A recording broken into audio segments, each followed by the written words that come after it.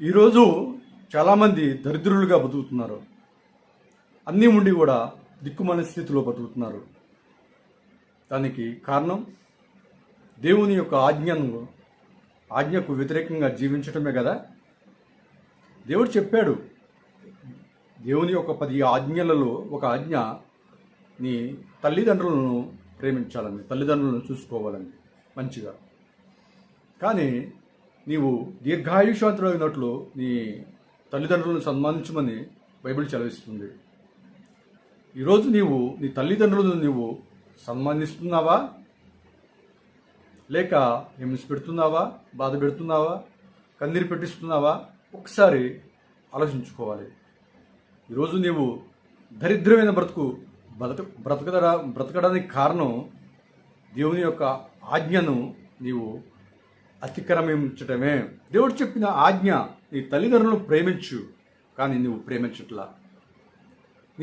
నీ తల్లిదండ్రులు సన్మానించు, నీవు సన్మానించట్లా, బాధ పెడుతున్నావు. ఇంకా దేవుడు నిన్ను ఎలా దీవిస్తాడు?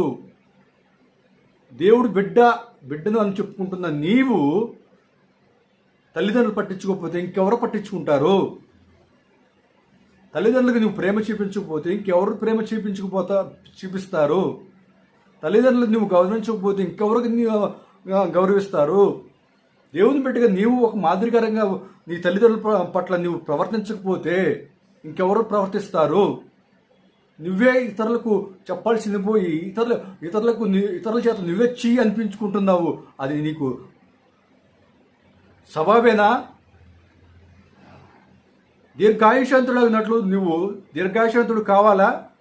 అయితే తల్లిదండ్రులను సన్మానించు. దరిద్రుడు కావాలంటే నీ తల్లిదండ్రులను పట్టించుకోకపోతే దరిద్రులు అయిపోతారు. జాగ్రత్త. అందుకే ఈ మధ్య హైకోర్టు, సుప్రీంకోర్టు ఒక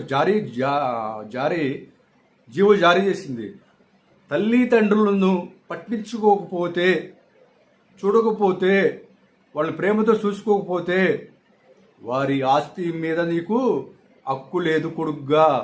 ఎవరు చూసుకున్నా సరే, కూతురు చూసుకున్నా, కొడుకు చూసుకున్నా సరే, ఎవరు తల్లిదండ్రులు మంచిగా చూసుకుంటే వారికే తల్లిదండ్రుల ఆస్తిపై అధికారం ఉంది అనేది ఒక గత 7 రోజుల్లో 8 రోజుల క్రితం సుప్రీంకోర్టు జీవో జారీ చేసింది.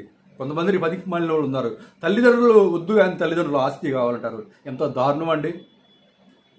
నీకు డబ్బు ముఖ్యమా? నిన్ను కనీ పెంచి నేను పెద్ద చేసి నిన్ను ఆ స్థాయిలో ఉంచి నీ తల్లిదండ్రులు గొప్ప? నీకు డబ్బు ముఖ్యమా? తల్లిదండ్రులు కన్నీరు